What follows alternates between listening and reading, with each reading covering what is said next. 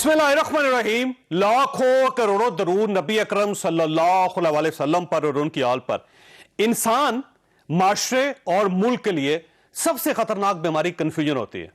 और कंफ्यूजन का मतलब होता है बेसिमती, यानी आपको डायरेक्शन ही का इल्म ना हो। और हुकूमत इस वक्त कंफ्यूजन की पीक पर है। ये आज तक ये तय नहीं कर सकी ये इस मुल्क को बनाना क्या चाहती है।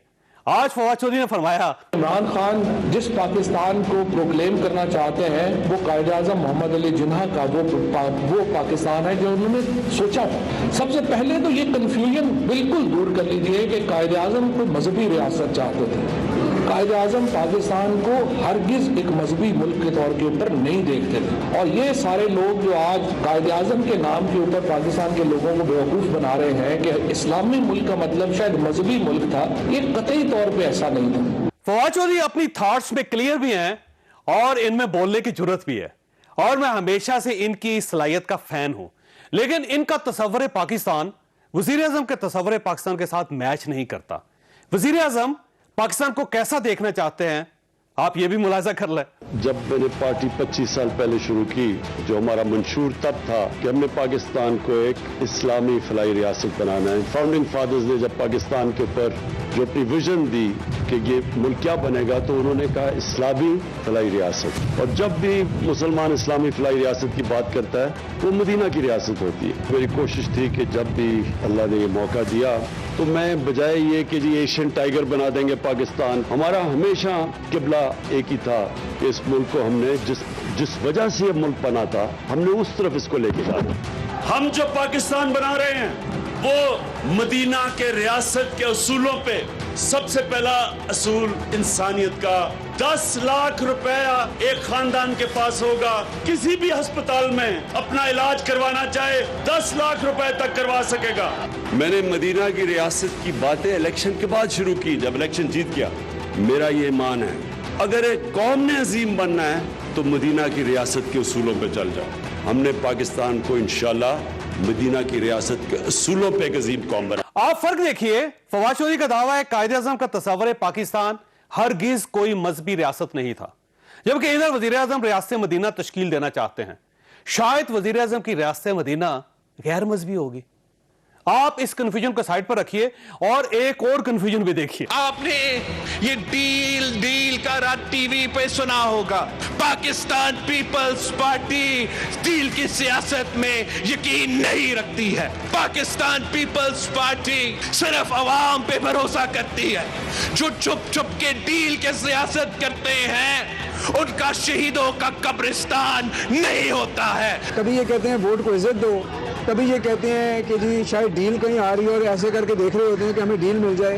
नवाज शरीफ की वापसी पे आप लोग ऐसे बात कर रहे हैं जैसे वो कोई वर्ल्ड कप जीत के आ रहे हैं। उनका रास्ता जेल है, कोर्ट लखपत जेल इंतजार कर रही है, कानून के मुताबिक वो अपनी सजा काटेंगे। बड़ी वाज़ेह बात है ये। नवाज शरीफ साहब ने आना है तो जनाब मैं अपनी जेब से उनको टिकट ऑफर करता हूँ। आज कराची आए सही। आपके 3 खानदान के लोग सियासत कर रहे हैं, चौथा भी आगे कर ले। और अगर कोई ये समझ रहा है कि इमरान खान जा रहा है तो वो कहीं नहीं जा रहा। वो आखिरी सांस और आखिरी वक्त तक इस करप्शन ज़दा क़यादत के खिलाफ लड़ाई लड़ता रहेगा। इतने पे आपने नवाज शरीफ फिर आ रहा है, इक़्तिदार जे आ रहा है भाई। आसी अगर बरतानिया ले कड़ सन आसी पाकिस्तान के 7 साल कैद बा मुशक्कत सुप्रीम कोर्ट दिती है। इतने ताड़ियां पे मारने जी वापस आसी तो सब वजीर आजम बड़ा सन हो, सब वजीर आजम ना बड़ा सन हो, साडे आला जेल दी 4 नंबर चक्की जे बेचा इंशाल्लाह। क्या डील हो रही है या नहीं हो रही? नवाज शरीफ आ रहे हैं या नहीं आ रहे? हुकूमत इस इशू पर इतनी कंफ्यूज क्यों है? ये हमारा आज का इशू होगा, हमारे साथ रहिए। प्रोग्राम में दोबारा खुश आमदीद। हमारे साथ शहजाद अकबर साहब इस वक्त फोन पे मौजूद हैं, वज़ीर आज़म के मशीर हैं एहतसाब पे। शहजाद साहब आपका बहुत बहुत शुक्रिया। ये फरमाइएगा सर, ये वाकई मियां नवाज शरीफ साहब के साथ कोई डील हो चुकी है? जी देखिए, मुझे तो इस किस्म की कोई इन्फॉर्मेशन नहीं है डील हो चुकी है। बल्कि आज तो शायद अंसार अब्बासी साहब की स्टोरी भी थी लगी हुई शायद अखबार के अंदर कि कोई डील नहीं हो रही। ये जरूर है कि मुस्लिम लीग नून की तरफ से ये एक खामखा का तासुर जरूर देने की कोशिश की जा रही है कि शायद उनके साथ उनके किसी से कोई मामलात तय पा रहे हैं, जो कि मैं समझता हूँ उनकी अपनी जो हालिया सियासत की जितनी वोट को जो 2 वाली गर्दान थी वो तो उसकी ये बिल्कुल नफी है, क्योंकि वोट को इज्जत तो यही है कि फिर आप 5 साल इंतजार करें अपनी बारी का। ठीक। अच्छा, ये आपके बारे में आपने एक फरमाया था कि एक शो में कि मियां नवाज शरीफ साहब की नाअहली खत्म करने की तहरीक शुरू हो गई है, तो ये तहरीक किसने चलाई है, कैसे शुरू हुई और क्या नतीजा निकलेगा इसका? जी देखिए, मैंने ये बिल्कुल 2 दिन पहले, कल एक हफ्ता पहले बात की, फिर 2 दिन पहले भी मैंने किस चैनल के ऊपर अपने इंटरव्यू में बात की, और वज़ीर आज़म साहब ने भी यही बात की कि जो बार काउंसिल की तरफ से, सुप्रीम कोर्ट बार एसोसिएशन की तरफ से जो एक पिटीशन फाइल करने की बात हो रही है, उस पर हमने अपनी हैरानगी का जरूर इजहार किया है कि एक जो बार एसोसिएशन जो एक प्रोफेशन, जो वकालत का पेशा है, उससे मुतल्लिका मामलात से मुतल्लिक एक एसोसिएशन है, और वो एक सियासी नोयत की पिटीशन जो है वो फाइल करने जा रही है सुप्रीम कोर्ट में, और उस पर भी शायद एक सवाल उठाया गया है। मैं समझता हूँ बड़ा मुनासिब सवाल है कि क्या कि जो नाअहली है, जो कॉन्स्टिट्यूशन के मुताबिक डिफाइन हुई है, सादिक और अमीन ना होने की, बददियानत होने की और झूठा होने की, वो क्या किसी खास मुद्दत के बाद खत्म हो जाती है, या एक शख्स जो वाइल बीइंग इन ऑफिस ऐसे किसी चीज का मुर्तकब हुआ हो, वो क्रिमिनल ऑफेंस भी नहीं है, झूठ बोलना भी है, बददियानती करना भी है, तो उसको क्या दोबारा से उसको अहल किया जा सकता है? इसके ऊपर हमने कहा कि अगर इस किस्म की कोई कोशिश की जा रही है या एक माहौल बनाने की कोशिश की जा रही है, तो वो हमारी अखलाकी अक़दारों के ऊपर भी एक सवालिया निशान। ठीक। अच्छा, शहजाद ये फरमाइए, ये बार एसोसिएशन अपने तौर पे कर रही है या आपका ख्याल है कि मियां नवाज शरीफ साहब या पाकिस्तान मुस्लिम लीग नून इनसे करवा रही? देखिए, जारी बात है, बेनिफिशरी तो सबसे बड़ी पाकिस्तान मुस्लिम लीग नून ही होगी अगर ये चीज फाइल होती है। मैं इसकी कामयाबी के ऊपर तो कुछ नहीं कह सकता, ऑफकोर्स फैसला अदालतों ने करना है, लेकिन वो एक ला हासिल की बहस शुरू की जानी है और एक नैरेटिव बिल्ड किया जाना है नून के लिए, वो इसके बेनिफिशरी तो हैं, और ये कड़ियां मैं समझता हूँ उसी चीज से मिलती हैं जो पिछले, अगर आप कुछ हफ्तों से देख लीजिए कि जिस तरह से राना शमीम का एक वो सो कॉल्ड शेडी एफिडेविट है वो आता है, और उसके बाद फिर दोबारा से पता चलता है कि जी वो एफिडेविट तो उनके दफ्तर में लिख के शायद उनके सामने ही दिया गया, और आज एक और खबर सामने आती है कि जो राना शमीम साहब का खुद करैक्टर है, वो उसके ऊपर उस वक्त के जो chief justice of Sindh high court थे, उन्होंने एक बड़ा सख्त लेटर भी लिखा कि वो ये अपना एक सबोन एफिडेविट के ऊपर पहले भी पकड़े गए थे जहां अपनी उम्र को लेके इन्होंने झूठ बोला। तो ये तमाम चीजें तो उसकी कड़ी है कि एक माहौल बनाने की कोशिश की जा रही है शायद, कि जैसे, और मैं समझता हूँ ये अपनी पार्टी को भी एक रुखसाई की रास्ता दिखाना है कि वो नवाज शरीफ जो इस वक्त मुल्क से मफरूर है, सजा याफ्ता मुजरिम है, और जिसको मुल्क वापस लाने के लिए हमने एक्सट्रेडिशन की रिक्वेस्ट फाइल कर रहे हैं, हमने बरतानिया से इनको एक्सपेल करने का कहा हुआ है, मुल्क से निकालने के लिए कहा हुआ है, लेकिन इसके बावजूद बयानिया ये गढ़ा जा रहा है कि जैसे शायद वो किसी डील के नतीजे में आ रहे।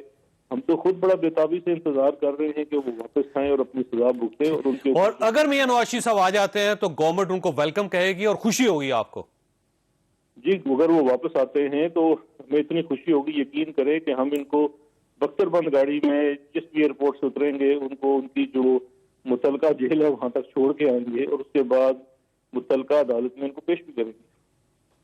अच्छा, ये फरमाइए सर, ये राना शमीम साहब का जो इशू है, उनका एक बयान हल्फी है जिसका वो एतराफ करते हैं कि मेरा ही बयान हल्फी है। अब ये नोटरी पब्लिक अगर उनके दफ्तर में जाता है या उनके दफ्तर आते हैं, या वो खाना खाने से पहले किया या खाना खाने के बाद किया, या उन्होंने काले कपड़े पहने थे या नीले, इससे क्या फर्क पड़ता है उसमें शहजाद साहब? देखिए, लीगली कोई फर्क नहीं पड़ता, लेकिन एक बयान हल्फी जो 3 साल बाद दिया गया, 3 साल बाद पहले हुए एक एलिजेड वाकये के ऊपर, और उसको फिर आपके सामने ऐसे बना के पेश किया गया अवाम के सामने, क्योंकि किसी अदालत के सामने तो उसको फायदा नहीं किया गया। उस बयान हल्फी को जो टोटल फाइल किया गया वो तो एक समझे कि अखबारी रिपोर्ट की सूरत में दाखिल किया गया, और एक माहौल बनाने की कोशिश की गई जिसमें मकसद उसका जो था, इस वक्त इस्लामाबाद हाई कोर्ट में होने वाली जो प्रोसीडिंग्स हैं, जिसमें मरियम जो है इस वक्त उनके ऊपर और सफदर के ऊपर मुकदमा चल रहा है, अपील उनकी सुनी जा रही है, नवाज शरीफ उसमें मशहूर है, उस केस में अदालत के ऊपर असरअंदाज होने के लिए था। लेकिन एक बहुत इंपॉर्टेंट फैक्ट जो छुपाया गया वो ये था कि ये तो एफिडेविट जो दिया गया जिसको बेनिफिट हो रहा है उसकी मौजूदगी में उसके दफ्तर में दिया गया। यहाँ से उस एफिडेविट के जो कंटेंट्स हैं और उसके पीछे जो इंटेंट है, जो नीयत है, वो वाजे होती है। और ये कॉन्टेक्स्ट जो है वो इस्लामाबाद हाई कोर्ट के लिए भी बड़ा लाजमी है, इस्लामाबाद हाई कोर्ट में होने वाली प्रोसीडिंग्स के लिए बड़ा लाजमी है और आम आवाम को जानने के लिए बड़ा लाजमी है। तो ये बेसिकली तो एक साजिश हो रही है ना। देखें, प्री मेडिटेटेड का लफ्ज मैंने तो इस्तेमाल आप इसको साजिश समझते हैं अदलिया के खिलाफ और हुकूमत के खिलाफ? देखिए, हुकूमत के खिलाफ इन्होंने क्या साजिश करनी है, क्योंकि हुकूमत तो इनकी हकीकत जानती है। लेकिन मैं ये समझता हूँ ये अदलिया, ये सरासर अदलिया और स्पेशली इस्लामाबाद हाई कोर्ट के खिलाफ साजिश है, उनके ऑनरेबल जजेस के खिलाफ साजिश है और जो इंसाफ का प्रोसेस है उसके खिलाफ साजिश है। अच्छा सर, इसमें इशू ये है शहजाद साहब कि इसमें जो गवर्नमेंट के मुख्तलिफ वज़रा कह रहे हैं कि इसमें इंसार अब्बासी साहब भी इस्तेमाल हुए, फिर आप एक सर्टन मीडिया है, जियो ग्रुप हम कह देता हूँ, जंग ग्रुप है, आप उनके बारे में भी कह रहे हैं, तो आपका ख्याल ये है कि वो इस साजिश का हिस्सा है? फिर देखिए, अब ये वो इस साजिश का हिस्सा है या नहीं है, मैं तो इस पर कोई बात, क्योंकि देखिए मैं क्या सराई हरगिज नहीं कर सकता। मैं सिंपली एक बात कहता हूँ कि बिल्कुल जो जर्नलिस्ट है उसकी एक अपनी सोर्स होती है और वो प्रोटेक्टेड सोर्स होती है, लेकिन इसके साथ साथ एक खास मामले में जहाँ पे देखिए इन्वेस्टिगेशन है, एक कानून के अंदर, नैब के कानून के अंदर एक शिक मौजूद है, उसको कहते हैं हैम्परिंग इन्वेस्टिगेशन और द प्रोसेस ऑफ लॉ, कि कोई भी ऐसा केस जो है जो चल रहा हो किसी अदालत में या उस तहकीकाती इदारे के अंदर, वहां पे जब आप उसके ऊपर असरअंदाज होने की कोशिश करें डायरेक्टली या इनडायरेक्टली, वो जो है वो कानून के अंदर दखलअंदाजी में तस्वर होता है और वो एक जुर्म है। मैं ये समझता हूँ ये कानून के तालिब इल्म होने की हैसियत से भी कि ये जो कुछ भी है इसकी तहकीक जो इस वक्त इस्लामाबाद हाई कोर्ट बिल्कुल कर रही है, उसमें अटॉर्नी जनरल साहब एज प्रोसिक्यूटर मुकर्रर हैं, उसका नतीजा निकलना बहुत जरूरी है। क्योंकि ये देखिए ये एक केस का मामला नहीं है, ये एक मामला है ट्रेंड का। इस तरह तो देखिए कल अडयाला जेल में बंद हर मुल्जिम जो है अपनी मर्जी का बैठ के एक एफिडेविट बनाएगा और कोई वो ऐसी बात गढ़ेगा, कभी उसको कोई जज पसंद नहीं होगा तो उसके ऊपर इल्जाम लगा देगा, कोई अदालत पसंद नहीं, कोई गवाह पसंद नहीं, कोई प्रोसिक्यूटर पसंद नहीं। तो मैं ये समझता हूँ इस चीज के ऊपर जो, क्योंकि ये मामला अदालत का है, कंटेम्प्ट ऑफ कोर्ट का है, तो हुकूमत तो इससे बिल्कुल बाहर ही है और बाहर ही रहना चाहिए, लेकिन इसका फैसला जरूर होना चाहिए ताकि अवाम के अंदर ये तासुर जाए कि जब कोई आम आदमी कंटेम्प्ट करता है तो उसको तो बड़ी सख्त सजा दी जाती है। अच्छा शहजाद साहब, मसला ये है कि अब राना शमीम साहब के बारे में बार बार गवर्नमेंट के वज़रा बात करते हैं, आप भी बात करते हैं, आपके ट्वीट्स भी हैं, जब भी कोई प्रोसीडिंग होती है तो डेफिनेटली गवर्नमेंट जो है वो फ्रंट पे आके खेलती है और बात करती है। तो आप अगर समझते हैं कि राना शमीम साहब का करैक्टर ठीक नहीं है, उनका माजी भी ठीक नहीं, तो आप उनके खिलाफ एक तहकीकात शुरू करवा दें, कमीशन बनाएं? देखिए, राना शमीम साहब का तो मतलब एक शख्स के तौर पे जो उनका कैरेक्टर है वो तो पूरी कौम के सामने है। जो बात है उनकी जो रिसेंट जो एक्टिविटी है वो एक कॉन्टेक्स्ट में थी, वो कॉन्टेक्स्ट था इस्लामाबाद हाई कोर्ट में जारी एक अपील के ऊपर असरअंदाज होने की, जिसका notice supreme court of Pakistan Islamabad high court ने लिया हुआ है। इस्लामाबाद हाई कोर्ट की प्रोसीडिंग्स जारी हैं। उन प्रोसीडिंग्स के दौरान जो हुकूमती लॉयर होता है, जो अटॉर्नी जनरल है, वो कानून के तहत वो प्रोसिक्यूटर का रोल अदा करता है। तो अभी तो कंटेम्प्ट की प्रोसीडिंग्स हैं, लेकिन अगर राना शमीम साहब किसी और जुर्म के मुर्तकिब हुए या पाए गए तो जरूर उनके खिलाफ कार्रवाई हो सकती है। लेकिन अभी मैं समझता हूँ सरेदस्त ये मामला जो है इस्लामाबाद हाई कोर्ट के सामने है, सब जुडिस है और हम उसका इंतजार करेंगे कि वहां से क्या आउटकम निकलता है। ठीक। अच्छा सर, ये फरमाइए आखिरी सवाल आपसे कि वाकई किसी जगह गवर्नमेंट को ये इंफॉर्मेशन मिली कि मियां नवाज शरीफ साहब के मुज़ाकरात किसी न किसी से हो रहे हैं? देखिए, मेरा तो ख्याल है फिलहाल तो मुज़ाकरात मियां नवाज शरीफ साहब की अपनी पार्टी में ही हो रहे हैं, क्योंकि पार्टी का एक धड़ा जो है वो शहबाज शरीफ को लीडर मानता है और एक धड़ा जो है वो मरियम को लीडर मानता है। फिर जो शहबाज शरीफ साहब हैं वो बगैर जो कुछ मर्जी के हैं, लेकिन उनको सबसे बड़ा खतरा इस वक्त मरियम नवाज से है।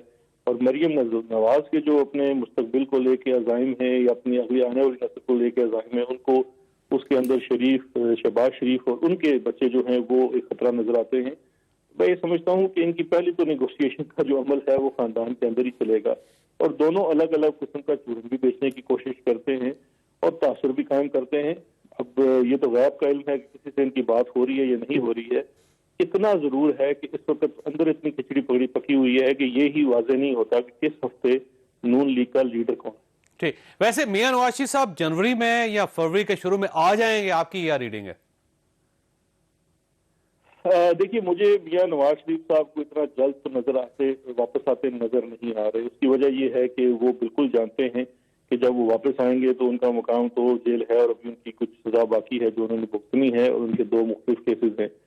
और जो इनका माजी का कंडक्ट हुआ है कि बेल पे, मेडिकल ग्राउंड पे बेल लेने के बाद वो एब्सकॉन्डर हो गए, प्रोक्लेम्ड ऑफेंडर हो गए, उसको सामने रखते हुए इनको दोबारा से ये बेल की जो एक्स्ट्रा ऑर्डिनरी रिलीफ मिली हुई है वो मिलना मुश्किल ही नहीं, नामुमकिन भी है, क्योंकि कानून में ऐसी कोई गुंजाइश मौजूद नहीं है। तो अगर वो अपने वकला से मशवरा करेंगे तो बड़ा मुश्किल है, मुझे लगता है कि वो वापस आए किसी और मुस्तकबिल में। आप भी बतौर वकील उनको क्या लाना मशवरा देंगे कि ना आए बिल्कुल पाकिस्तान? नहीं, मैं तो देखिए पाकिस्तान के शहरी होने के नाते और हुकूमत का हिस्सा होने के नाते मेरे ऊपर फर्ज है कि क्रूर मुजरिम को वापस लाने के लिए हर कोशिश की जाए, जिसके लिए हम बरतानिया हुकूमत से राब्ते में हैं। हमने उन्हें बारहा ये लिखा भी हुआ है, उनसे हमारी डिमांड है कि ये हमारा एक मुजरिम है जो भाग के गया हुआ है, धोखा दे के गया हुआ है, और इसे पाकिस्तान के हवाले किया जाए। बिल्कुल ठीक। सियाह साहब आपका बहुत बहुत शुक्रिया। यहाँ पर छोटी सी ब्रेक लेंगे और ब्रेक के बाद पैनल के साथ दोबारा वापस आएंगे। प्रोग्राम में दोबारा खुशामदीद। हमारे साथ तशरीफ रखते हैं सेनेटर अफनानुल्लाह खान साहब, पाकिस्तान मुस्लिम लीग नून के साथ इनका ताल्लुक है, और कंवल शोज़ा साहब हमारे साथ तशरीफ रखती हैं, पाकिस्तान तहरीक इंसाफ के साथ इनका ताल्लुक है। कंवल साहब ये फरमाइएगा कि ये कन्फ्यूजन क्यों है कि मियां नवाज शरीफ साहब आ रहे हैं, मियां नवाज शरीफ साहब नहीं आ रहे, मियां नवाज शरीफ साहब के मुज़ाकरात हो गए हैं, मियां नवाज शरीफ साहब के मुज़ाकरात नहीं हो रहे, और सारे वज़रा मुख्तलिफ बातें कर रहे हैं। कोई कह रहा है कि सर पे हाथ अभी उठा नहीं है, कोई कह रहा है सर से हाथ उठ गया। ये कन्फ्यूजन क्यों है इतना? बिस्मिल्लाहिर्रहमानिर्रहीम। थैंक यू वेरी मच जी, आपने दावत दी अपने प्रोग्राम में, और आज का दिन जो है वो मोहतरमा की बरसी भी होती है, तो मैं उनके लिए ताज़ियत ज़रूर करूँगी।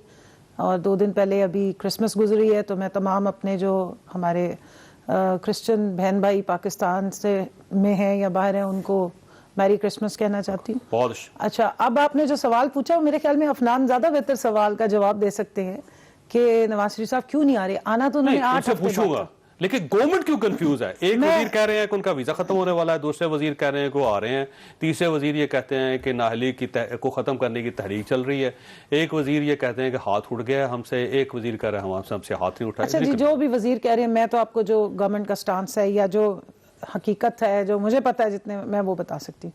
पहली बात तो ये कि आना तो उन्हें 8 हफ्ते बाद था, इलाज के लिए वो बैठे हुए थे, इलाज उनका हुआ कोई नहीं, जो प्लेटलेट्स का प्रॉब्लम था वो भी कोई नहीं, तो वो तो सारा fraud.com निकल आया। अब वापस क्यों आ रहे हैं? मेरे जो ज़राए के मुताबिक या इंफॉर्मेशन के मुताबिक वीज़े का उनका जो एप्लीकेशन दी हुई है या अपील जो दी हुई है, उसमें ज़्यादा चांसेस यही है कि वो उनको ग्रांट शायद ना हो, क्योंकि वो एक अकेले पाकिस्तानी नहीं है, ठीक है, वो एक एक्स प्राइम मिनिस्टर तो हैं। कानूनी तौर पर 11 महीने अब भी हैं उनके पास, वो इस प्रोसेस को 11 महीने तक खींच सकते हैं। देखिए, मेरा ये ख्याल है कि उनको वापस आना चाहिए था, एज पर कमिटमेंट अपने लोगों को कह के गए थे। इनके बहुत बड़े बड़े लीडरान ने दावे किए थे कि नवाज शरीफ मर जाएगा, पाकिस्तान छोड़ के नहीं जाएगा। वो पाकिस्तान से दौड़ के गए हैं, छोड़ के नहीं गए हैं, भाग के गए हैं यहाँ से।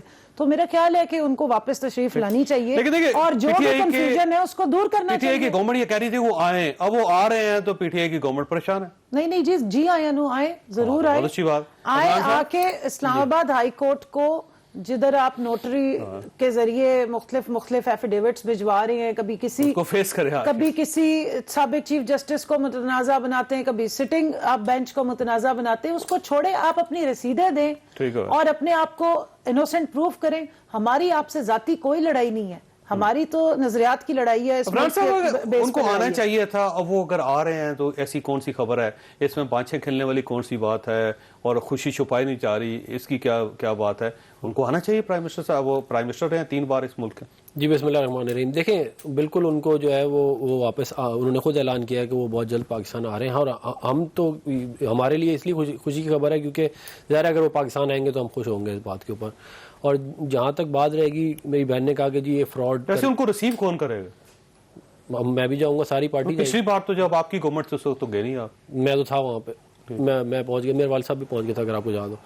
तो मैं कहना बेसिकली चाह रहा हूँ कि देखें, जो मेरी बहन ने बात की कि फ्रॉड की, देखें शौकत खानम मेमोरियल हॉस्पिटल की रिपोर्ट्स थी, ठीक है ना, और उसका जो अभी डॉक्टर फैसल की थी, फिर आज तक जो बोर्ड बनाया गया था उसमें जो प्रोफेसर और डॉक्टर जो सबसे आला पाई के इस मुल्क के हैं, वो आज भी इस बात की टेस्टिमनी देते हैं कि मियां साहब की तबीयत खराब लेकिन रिपोर्टें सारी ठीक थी, लेकिन मियां साहब ने वहां पे भी इलाज भी कोई नहीं करवाया। नहीं, वो ये दोनों अजीब सी बात है। कोविड आ गया और वो और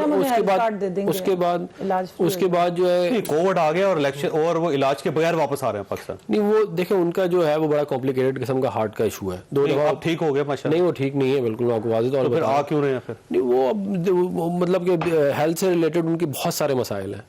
अब ज़ाहिर है वो हमेशा के लिए आप बाहर हो तो भी मसला, वापस आए तो मसला है, लेकिन वो ज़ाहिर है वो वैसे उनका वीजा एक्सपायर हो रहा है इसलिए आ रहे हैं, या उनके कुछ मुज़ाकरात हो गए इसलिए आ रहे हैं, या वो वाकई समझते हैं कि अब पार्टी अकेली रह गई है तो मुझे आना चाहिए? नहीं, देखें हमारे तो आप अल्लाह का शुक्र है बाई इलेक्शंस के रिजल्ट देखें, हम हर जगह जीत रहे हैं। हमने कंटोनमेंट के लोकल बॉडीज के इलेक्शन हुए, हमने स्वीप किए, इसलिए आ रहे हैं वो। नहीं, इसलिए तो फिर तो नहीं आना चाहिए ना, we are already performing very well. वो इसलिए वापस आ रहे हैं क्योंकि वो ये समझते हैं कि ये टाइम ठीक है कि हम पाकिस्तान वापस जाए और जो स्ट्रगल है जो पिछले 3.5-4 साल से हम चेक कर रहे हैं, जेल बर्दाश्त करनी पड़ेगी। देखें गवर्नमेंट बड़ी परवेज मुशर्रफ ने 14 महीने उनको जेल में डाला, इस हुकूमत ने तकरीबन 1 साल जेल में डाला, बेटी को भी जेल में डाला, वो पहले भी उन्होंने किया है, आगे भी वो कर लेंगे, इसमें उनको कोई वो नहीं है। और हम लीगल रिकोर्स के तहत जो है वो मामले को चलाएंगे और जो इसका जो भी होगा वो फिर हम फेस करेंगे। या कहते हैं डाला था वो निगरान हुकूमत के टाइम पे इलेक्शन से पहले आए थे और उस टाइम पे उनका भाई उन्हें गवर्नमेंट ने उनको जेल से निकाला है। हाँ। वैसे ये जेल में डालना और निकालना अदालत का काम है, ये हुकूमतों का काम नहीं। इस बार गवर्नमेंट ने निकाला, ये अदालत का काम नहीं था, ये कैबिनेट अप्रूवल दी। अदालत नहीं, कैबिनेट कहती नहीं जी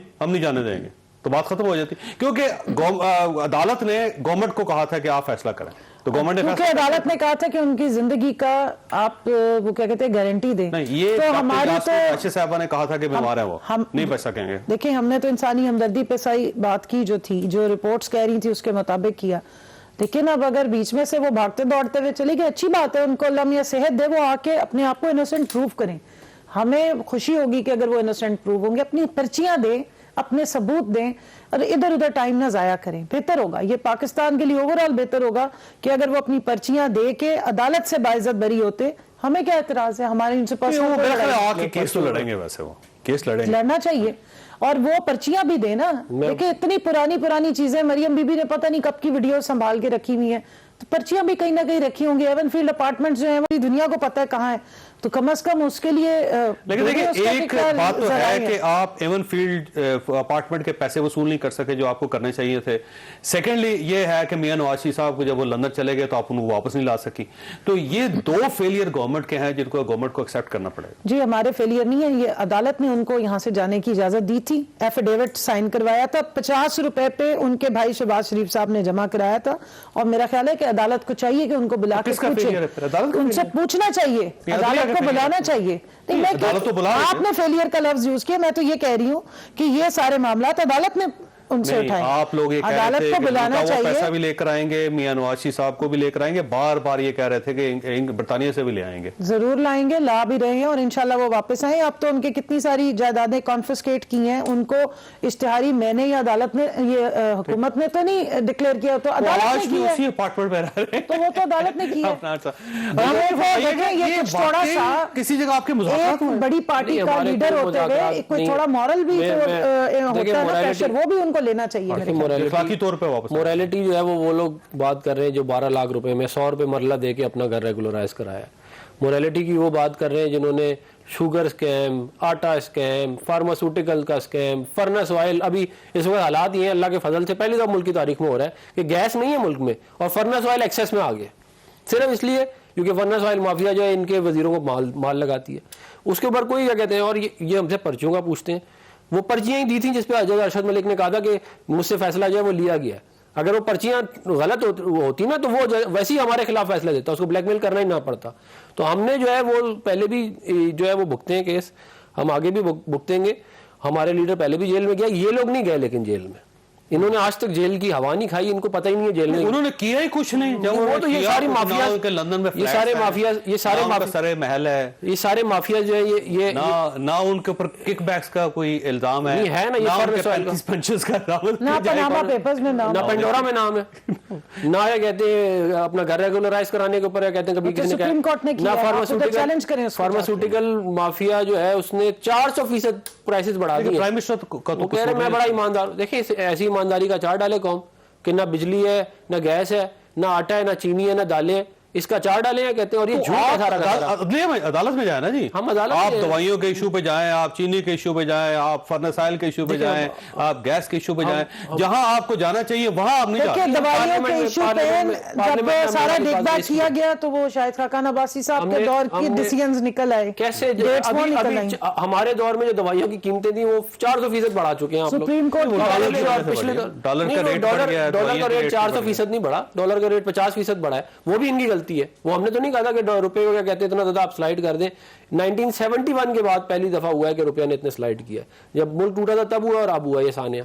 तो ये सारा का सारा काम जो है हमने तो नहीं कहा। देखें बात ये है कि अनाड़ी लोगों के हाथ में मुल्क चला गया है, उनको नहीं पता कि क्या करना। तो खिलाड़ी बाहर से वापस आए ना, जो एक्सपर्ट है वो क्यों बाहर बैठे? मेरी गुजारिश वो आ रहे हैं मैदान में आए, हमने तो नहीं भगाया। यही तो कह रहे हैं कि आपकी वजीर आजम की टांगे क्यों कांपती हैं? आज भी टांगे कांप रही है, मैं सारे राज बता दूंगा।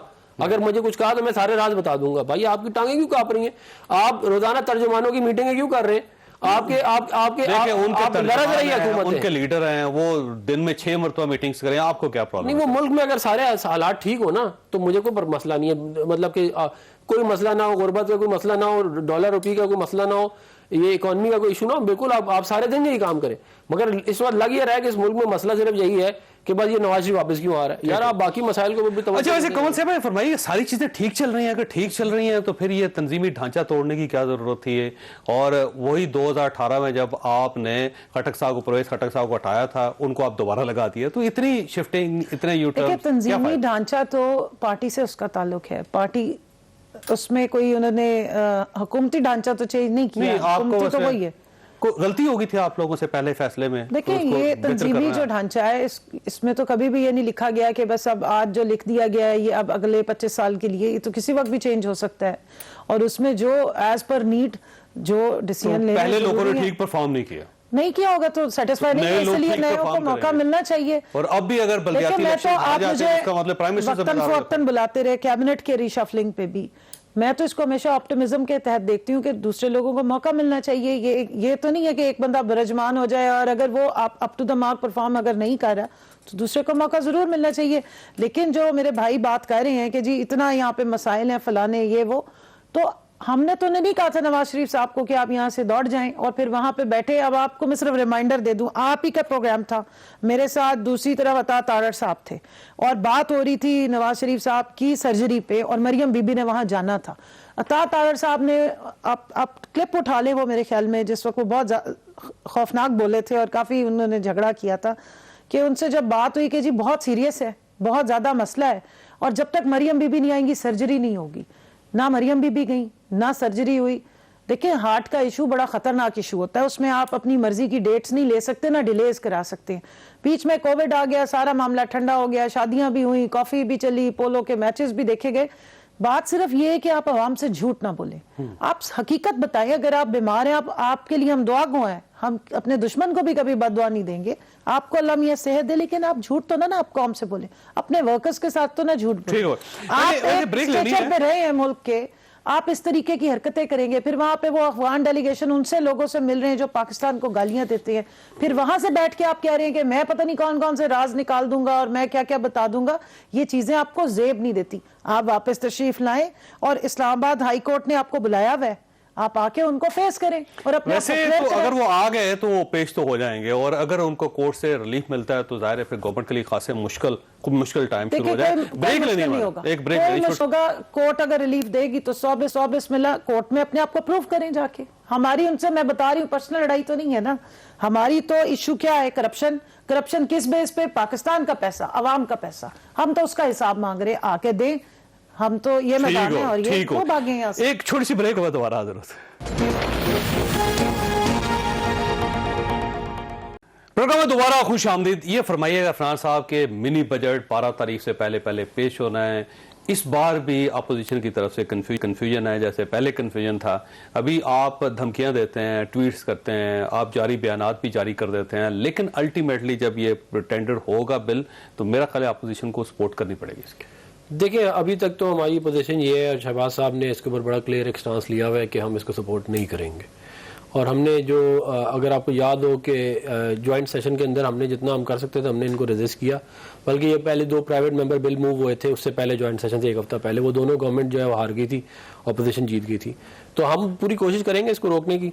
लेकिन इस बार भी अगर आपको फोन आ गया तो फिर क्या करेंगे? हमें फोन नहीं आया, फोन तो इसी बार भी आया नहीं, फोन हमें नहीं आया था, हमारे बंदे पूरे थे, हमारे सेनेटर पूरे थे, हमारे एमएनए पूरे थे, फोन इनके लोगों को आया था। आमिर लियाकत साहब ने टीवी पे आके कह दिया, क्या कहते हैं, पीछे रह गया। तो वो, और मजे की बात ये 107 वोट पड़े गवर्नमेंट को प्राइवेट बिल पे 1 हफ्ता पहले जॉइंट सेशन से, और हमें पड़े 115, और उसके बाद जो है वो 1 हफ्ते में जो है वो जादू हो गया, और वो जो अच्छी बात है ना, वो इस बार भी हो गया तो फिर बस वो फिर मेरे सामने फिर पता चल जाएगा क्या कहते हैं कितने बैसाखियां कहाँ हैं। दूसरी मूवमेंट जो है ना वो आप ये चेक कर रहे हैं कि क्या उस वक्त फोन आते हैं या नहीं आते, और अगर फोन आ गए तो फिर मियां साहब नहीं आ रहे। नहीं, वो तो देखेंगे कि सिचुएशन क्या बनती है। मैं ये कह रहा हूँ कि बीमारी के ऊपर बात हुई, पीटीआई के लोग कुलसूम नवाज साहबा को टॉन्ट करते रहे when she was on her death bed, उनके उसके अंदर घुस गए, ये इनकी इखलाकियात है, और ये हमेशा बीमारी के ऊपर दूसरों को पहले टॉन्ट करते हैं, वैसे बाद में मादत की सब, और फिर बाद में नहीं, लेकिन वो एक बंदी वफात हो गई उनकी, आपने उनका मजाक उड़ाया, अभी कह रहे हैं फिर यार आप उसको डॉक्टर फैसल को पकड़े ना पहले, शौकत खानम का वह था जब आपने आप देखे ना मीडिया पे झूठ ना बोले, देखे वो बीमार हैं मियां साहब, इसमें कोई शक नहीं है, लेकिन अगला सवाल ये है कि उन्होंने इलाज क्यों नहीं करवाया अभी तक? देखिए, मैं ज़ाहिर उनका हेल्थ का जो मामलात हैं वो तो उनके पर्सनल मामलात हैं, हो सकता है कोई वजह ही हो जो नहीं कराया उन्होंने, मुझे एग्जैक्टली तो नहीं मालूम, मुझे ये जरूर मालूम है कि उनके हार्ट की सर्जरीज हो चुकी हैं 2 दफा पहले। नहीं, वो पहले हुई है, बिल्कुल हुई है, हार्ट का बड़ा सीरियस, उसके बाद नहीं हुई, उनका हार्ट का बड़ा सीरियस इशू है, ये भी मुझे मालूम है। तो वो आपकी अब किसी की हेल्थ से रिलेटेड मामला तो उसके पर्सनल डिसीजन होते हैं कि वो क्या करना है क्या नहीं करना, उसके ऊपर सियासत नहीं करनी चाहिए। लेकिन अगर आप चाहेंगे कि मियां नवाज शरीफ साहब जब उनकी हेल्थ खराब है, अभी तक इलाज नहीं हुआ, तो वो पाकिस्तान आए, यहाँ पे सर्दी भी बहुत ज्यादा है और मसाइल बहुत ज्यादा है, जेल जाना पड़ेगा, अदालतों में आना पड़ेगा, तो उनकी हेल्थ का तो बड़ा सीरियस प्रॉब्लम। देखिए, मैं अगर उनको मशवरा दूं तो मैं यही दूंगा, अगर आपकी हेल्थ ठीक नहीं है तो आप बिल्कुल भी ना, मैं तो नहीं चाहूंगा कि उनकी जान को कोई कहीं से भी खतरा हो। पहले भी नैब की तहवील में उनका खाना बंद किया गया, उनकी दवाइयां बंद करी गई जिसकी वजह से उनके प्लेटलेट 0 है, तो ये सारी बातें पहले भी हो चुकी है, तो हमें बड़ा केयरफुल रहना चाहिए इस मामले के ऊपर। करप्शन के ऊपर मेरी बहन ने बात की, देखें मैं नहीं कह रहा कि क्या कहते हैं, ट्रांसपेरेंसी इंटरनेशनल कह रहा है कि इमरान खान चोर है, मैं नहीं कह रहा। 136 सुन ले मेरी बात, 136 में ऊपर 136 वो यही है ना, और क्या है, और मतलब ये नहीं कि प्राइम मिनिस्टर बिल्कुल चोर है। मेरी बात सुने, 136वें नंबर पे हमें मिली थी और हम 117वें नंबर पे छोड़ के गए, और इनके पास ईमानदार लोगों के पास गई हुकूमत और इन्होंने इसको 124 नंबर पे अभी लेके 3 साल में जा चुके हैं, और उसके बाद ये हमने आगे टीवी पे कहते हैं कि जी करप्शन। यार आप मुझे बताएं ना कि ये जो आपके बंदा क्या कहते हैं, ये आमिर कैनी साहब, उनके पास पैसा कहाँ से आया? आपके खुसरो बख्तियार जिसको भी आपने साउथ खुशहाल आदमी है, उनके पास चले रहने दे इसको। खुसरो बख्तियार साहब जो है वो शुगर माफिया, वो मेरी बात अपने आदमी, वो ठीक है जो भी है, मैं उस वक्त भी शुगर माफिया थे वो। नहीं तो हमारे तो नहीं थे, हमने कहाँ से क्या कहते, हमारे ना कैबिनेट में शुगर मिल थी उनकी, शुगर मिले तो अभी भी है उनकी। वो मैंने बात ये है कि हमारे दौर में तो चीनी 52 रुपए किलो मिलती थी, 55 रुपए किलो मिलती थी, हमने तो पीछे 40 रुपए किलो मिलती थी, उससे पीछे उससे पहले परवेज मुशर्रफ के दौर में भी यही हुआ था। अगर आपको याद हो, परवेज मुशर्रफ के दौर में आटा माफिया, चीनी माफिया ने खूब दबा के माल बनाया था, और ये हमेशा यही होता है कि परवेज मुशर्रफ की बखियात आके बैठ गई है मुल्क पे कब्जा करके, और फिर वो ये हाल हो रहा है जो पहले हुआ था। और हमें कह रहे हैं कि भाई बात ये है कि अगर हम शुगर माफिया को चला रहे होते तो हम अपने दौर में चलाते हैं, आपके दौर में तो नहीं चलाएंगे। कौन से 2 बड़े इश्यूज हैं सीरियस आपके लिए? आपने ज़ाहिर मिनी बजट पास करवाना है और 350 अरब रुपए के टैक्सेस जो है ना वो मजीद बढ़ जाएंगे अवाम पे, और आपके अपने MNAs, आपके अपने मिनिस्टर्स के लिए राजी नहीं है। उन सबका कहना यह है कि अगर ये हुआ तो अगले बल्दियाती इलेक्शन भी सारे हार जाएंगे हम। एक ये इशू, फिर दूसरा अगर मियां नवाज शरीफ साहब उधर से आ जाते हैं तो गवर्नमेंट तो फिर मेरा ख्याल है इसके लिए अपने आप को कायम रखना, बरकरार रखना मुश्किल हो जाएगा। देखिए, पहले तो मैं ये जवाब दे दूं कि हमने सेहत पे कोई सियासत नहीं की, सेहत को ही सारा मसला बना के ये सारा ड्रामा किया गया और सियासत की गई।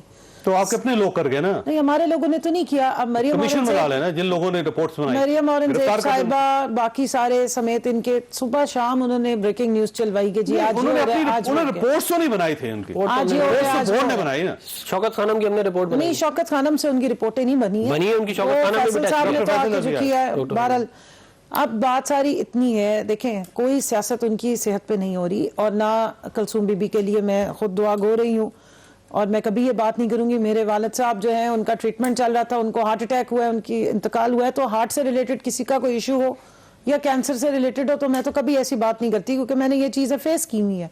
लेकिन सिर्फ ये बात है कि देखिए एक बंदे का स्टेचर फर्क है, आप इस तरह के बहाने बना के, या चले सीरियस भी था लेकिन फिर नजर तो आना चाहिए ना, आप इतना डिले नहीं कर सकते अपने इलाज को।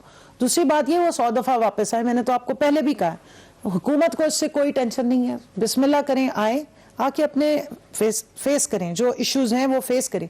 करप्शन में कहीं पे भी ये नहीं आया कि इमरान खान चोर है ना। पनामा लीक्स जब हुई थी तो इमरान खान की कोई तस्वीरें चली थी, वो इन मोहतरम की और इनकी औलाद की चली थी।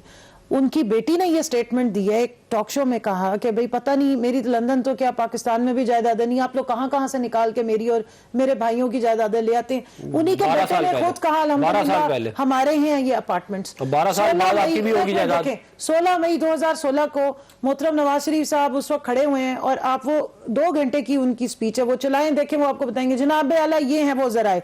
बाद में कहा जी ये तो हमारी सियासी वो तकरीर, हम तो वैसे तकरीर चला नहीं सकते उनकी जी। अब आप क्या, आप ये देखें पार्लियामेंट में पार्लियामेंट में आपने जो स्पीच की थी वो भी नहीं चल सकते ना, भी चलेगी, आपने सुनी तो थी ना जी। वो जराए आज तक आपने असेंबली में से जो थे जराए असेंबली के, असेंबली में आपने जो बातें की थी वो आपने कोर्ट में क्यों नहीं पेश किए? वो जराए आप पेश करें और अपनी जान छुड़ाएं, हमें क्या कोई पर्सनल इशू है कि पूरा सारा? तो अरशद मलिक ने कहा कि जहां तक फैसला लिया गया, अरशद मलिक की वीडियो बनाने वाला कौन था? अरशद मलिक को जाती उमरा में किस हैसियत से बुलाया गया? अरशद मलिक साहब बचे थे, उनको बुलाया गया, उनको नहीं जाना चाहिए, एक जज को जज होते हुए नहीं जाना चाहिए। अरशद मलिक के साथ जो बंदा खड़ा था वो आज नवाज शरीफ साहब के साथ खड़ा होके, और वो नासिर साहब है, कौन है? तो इसका मतलब है आप लोगों जजेस को ब्राइब करते हैं। कैसे ब्राइब कर लिया था आप हाई कोर्ट पे, सुप्रीम कोर्ट पे अटैक, फिर वो अब तारड़ साहब का मैं क्या कहूँगी जो यहाँ से ब्रीफ केसेस गए, तो ये हिस्ट्री बड़ी पुरानी है। जस्टिस कयूम साहब की लीक आपको भी पता है, मुझे भी पता है कि डिक्टेशनें कौन देता रहा।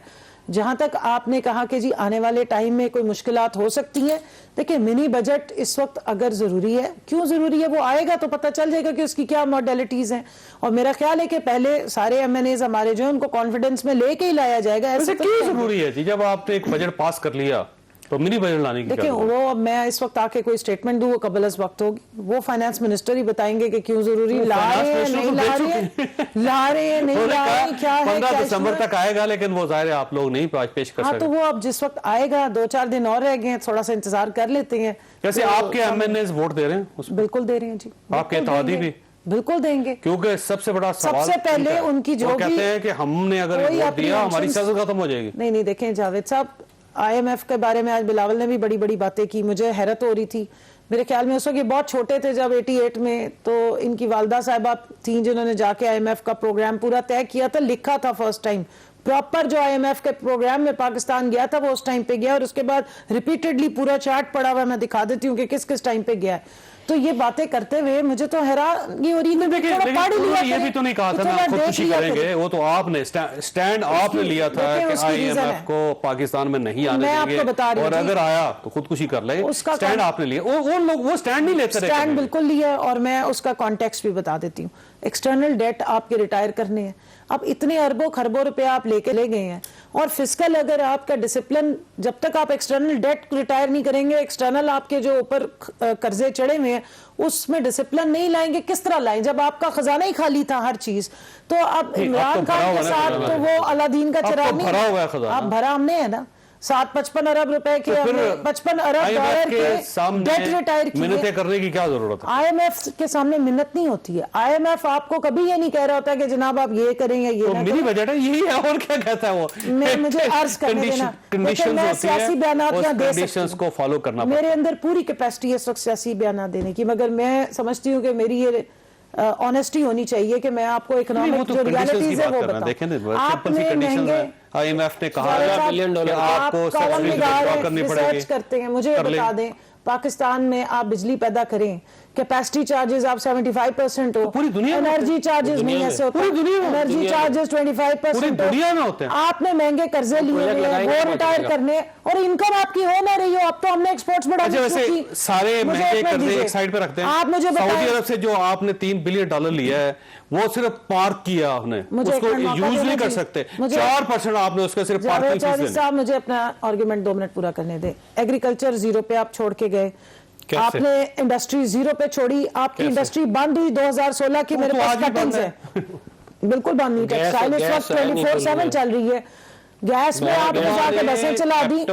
सो ये सारी चीजें देखें, वो ये आपने मसाइल सिरे से पकड़ने होते हैं, बीच में से पकड़ के सियासी आप सारे जार्गन्स कर लें, लोगों को वो रोशन पाकिस्तान के ड्रामे दिखा के चले जाए और बाद में कहें कि जनाब बत्तियां भी न जलें किसी की। $16 बिलियन के फॉरेन एक्सचेंज रिजर्व हम छोड़ के गए थे। जब हमारी हुकूमत आई थी तो हमें $12 बिलियन के फॉरेन एक्सचेंज, तो सारी गवर्नमेंट्स को इसी तरह मिलता है। मैं वही कह रहा हूँ, अब आप रोना शुरू कर दें इस पे। फॉरेन रिजर्व जो है ना, इसको पाकिस्तान के आइडिया 88% आप लोगों ने कर्जों की जितनी लाइंस थी वो सारी यूज की थी।